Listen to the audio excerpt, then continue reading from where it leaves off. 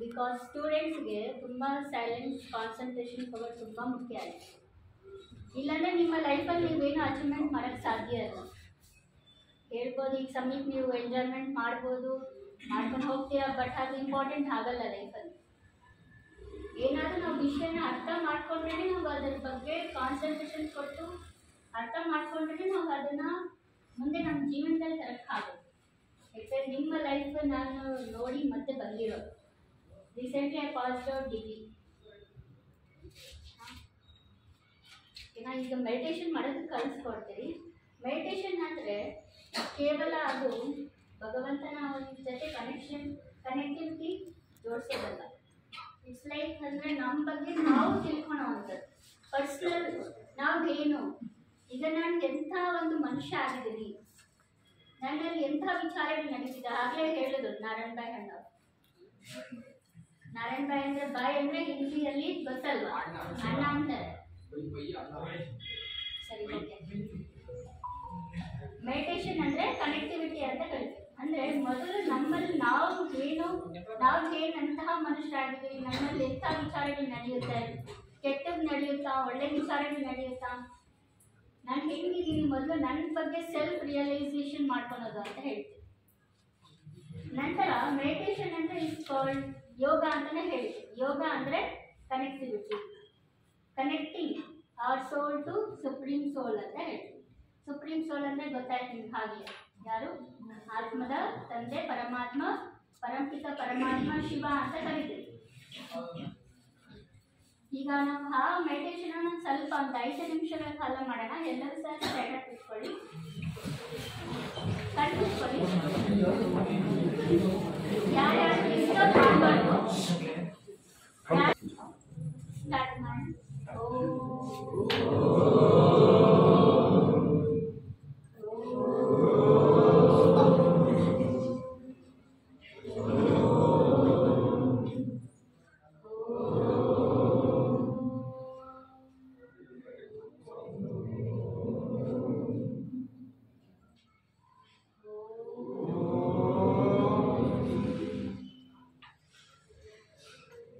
Serious ಆಗಿ ಮಾಡ್ಬೇಕು ಎಲ್ಲರೂ, ಜೋಕ್ಸ್ ಎಲ್ಲ ಒಟ್ಟಿಗೆ ಹೇಳಿ. ಎಲ್ಲರೂ ಕಣ್ಣು ಮುಚ್ಕೊಂಡು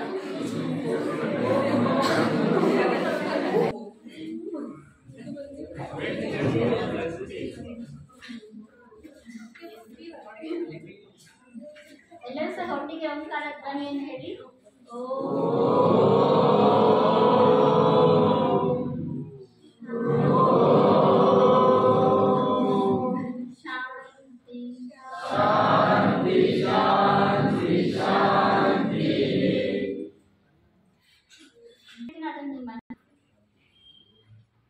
ನಾನು ಈ ಶರೀರದಲ್ಲಿ ಮನಸ್ಸಲ್ಲಿ ಹೇಳ್ಕೊಳ್ಳಿ, ಪ್ರಕೃತಿಯ ಮಧ್ಯದಲ್ಲಿ, ಹಣೆಯ ಮಧ್ಯದಲ್ಲಿ ಹೊಳೆಯುವಂತಹ ಬಿಂದು ಸ್ವರೂಪ, ಜ್ಯೋತಿ ಸ್ವರೂಪ, ಪ್ರಕಾಶ ಸ್ವರೂಪ ನನ್ನ ಆತ್ಮನಾಗಿದ್ದೇನೆ. ನನ್ನ ಆತ್ಮ ಈ ಶರೀರದ ಹಣೆಯ ಮಧ್ಯದಲ್ಲಿ ಹೊಳೆಯುವಂತಹ ನಕ್ಷತ್ರ ಆಗಿದ್ದೇನೆ. ನನ್ನ ಆತ್ಮದಲ್ಲಿ ಮನಸ್ಸು, ಬುದ್ಧಿ, ಸಂಸ್ಕಾರಗಳನ್ನುವಂಥ ಜ್ಞಾನೇಂದ್ರಿಯಗಳು ಇದ್ದಾವೆ. ನನ್ನ ಆತ್ಮ ಮನಸ್ಸಿನ ಮುಖಾಂತರ ಪಾಸಿಟಿವ್ ಥಾಟ್ಸನ್ನೇ ನಡೆಸ್ತಿದ್ದೀನಿ. ನೆಗೆಟಿವ್ ವೇಸ್ಟ್ ಥಾಟ್ಸ್ ಎಲ್ಲ ಫುಲ್ ಸ್ಟಾಪ್ ಇಡ್ತಾ ಇದ್ದೀನಿ. ನನ್ನ ಆತ್ಮ ಶಾಂತಿಯ ಶಕ್ತಿಯಾಗಿದ್ದೀನಿ.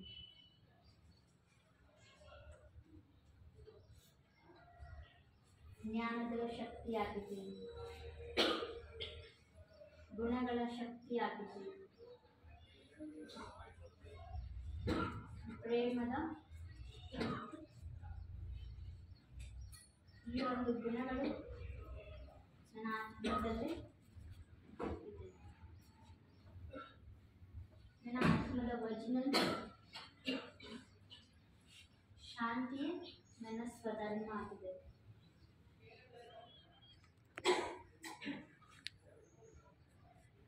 ನನ್ನ ಆತ್ಮ ಲಿಂಗ ಸ್ವರೂಪ ಆಗಿದೆ.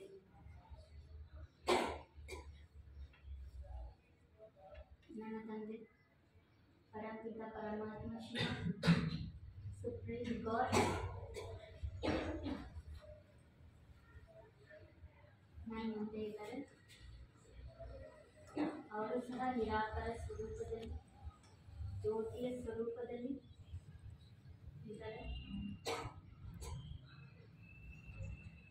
ಪಾಯಿಂಟ್ ಆಫ್ ಲೈಟ್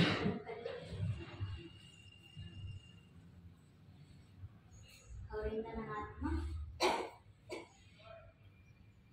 ಶಾಂತಿಯ ಶಕ್ತಿಯನ್ನು ಪಡೀತಾ ಇದ್ದೀನಿ. ಏಕಾಗ್ರತೆಯ ಶಕ್ತಿಯನ್ನು ಪಡೀತಾ ಇದ್ದೀನಿ. ಪರಮಾತ್ಮನಿಂದ ನನ್ನ ಆತ್ಮ ಶಕ್ತಿಗಳನ್ನು ತುಂಬಿಸ್ಕೊಂತಿದ್ದೀನಿ.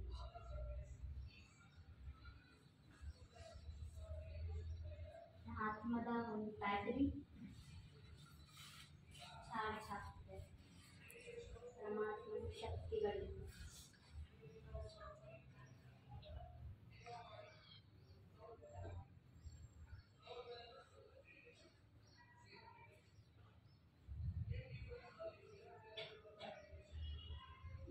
ಈಗೆಲ್ಲರೂ ಸಹ ಓಂಕಾರ ಧ್ವನಿನ 2 ಸರಿ ಮಾಡಿ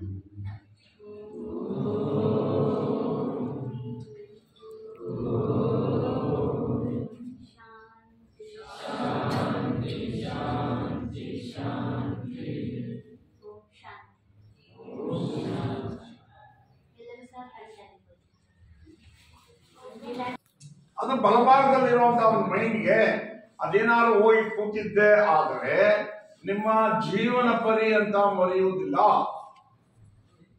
ವ್ಯತ್ಯಾಸ ಇಷ್ಟೇ, ಎಡಗಡೆ ಕೇಳ್ತೀವಿ ಬಿಡ್ತೀವಿ, ಅದೇ ಬಲಗಡೆ ಹೋಗಿ ಸೇರಿದಂತ ಒಂದು ವಿಷಯ ನಿಮ್ಮ ಲೈಫ್ ಟೈಮ್ ಪೂರ್ತಿ ಇರುತ್ತೆ. KRT ಏನ್ ಹೇಳಿದ್ರು ಅನ್ನೋದು ನಿಮಗೆ ಜ್ಞಾಪಕ ಬರ್ತದೆ. 20 ವರ್ಷ 30 ವರ್ಷ ಅದು ನಿಮ್ಮ ಬಲಭಾಗದಲ್ಲಿರುವಂತ ಮೈಂಡ್ ಆಕ್ಟಿವೇಟ್. ಕ್ರಿಯೇಟರ್ ಪರಮಾತ್ಮ ಎಲ್ಲರೂ ಒಂದೇ ಕೊಡ್ತಾನೆ, ತಾರತಮ್ಯ ಮಾಡಕ್ ಹೋಗಲ್ಲ. ಅದು ನಾವು ಯಾವ ರೀತಿ ಉಪಯೋಗಿಸ್ಕೊಳ್ತೀವೋ ಅದ್ರ ಮೇಲೆ ಡಿಪೆಂಡ್. ತಂದೆ ಏನಾತನ ಪಾತ್ರ. ಅಬ್ರಹಾಂ ಲಿಂಕನ್ ಹೆಸರು ಕೇಳಿರ್ತೀರ. Is a president of America. ಎಷ್ಟು ಜನ ಗೊತ್ತು ಹೇಳ್ತೀವಿ? ಅಬ್ರಹಾಂ ಲಿಂಕನ್ ಎಷ್ಟು ಜನ ಗೊತ್ತು? ಅಲ್ಲ ಗೊತ್ತಿರೋದು ಗೊತ್ತಿದೆ ಅಂದ್ರೆ ಪರ ತಿಳ್ಕೊಳ್ಳಿ. ಅಬ್ರಹಾಂ ಲಿಂಕನ್ ಅಂತ is a great president of America.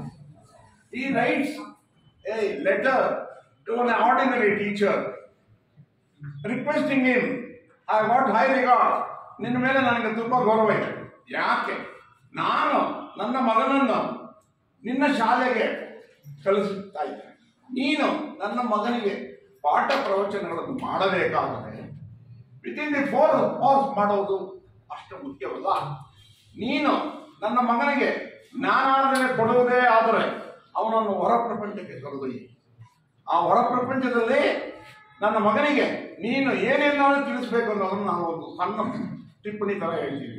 ಏನು ಅವ್ನು ಕೇಳ್ತಾನೆ, ಕಾಗೆ ಹೆಂಗ್ ಕೂಗುತ್ತೆ ಅನ್ನೋದನ್ನು ಗ್ರಹಿಸ್ಬೇಕು. ಕಾಗೆ ಎಲ್ಲೋ ಕೂಗ್ತಾ ಇರುತ್ತೆ, ಈ ಹುಡುಗ ಹೇಳ್ಬೇಕು, ಏನೋ ಕೂಗ್ತಾ ಇರೋದನ್ನ ಕಾಗೆ ಅಂತ ನೋಡಿ. ಇವ್ನು ಹೇಳ್ತಾ ಬೇಕಾದ್ರೆ ಈ ಹುಡುಗ ವೆರಿ ಆಕ್ಟಿವ್, ವೆರಿ ಆಕ್ಟಿವ್. ಅದೇ ಒಂದು ಸ್ಪ್ಯಾರೋ. ಏನ್ ಸ್ಪ್ಯಾರೋ ಅಲ್ಲ, ಸ್ಪ್ಯಾರೋ ಅಂದ್ರೆ ಏನಪ್ಪ? ಸ್ಪ್ಯಾರೋ ಗುಬ್ಬಚ್ಚಿ. Okay, very good. ಗುಬ್ಬಚ್ಚಿ ಯಾವ ತರ ಶಬ್ದ ಮಾಡುತ್ತೆ ಅದು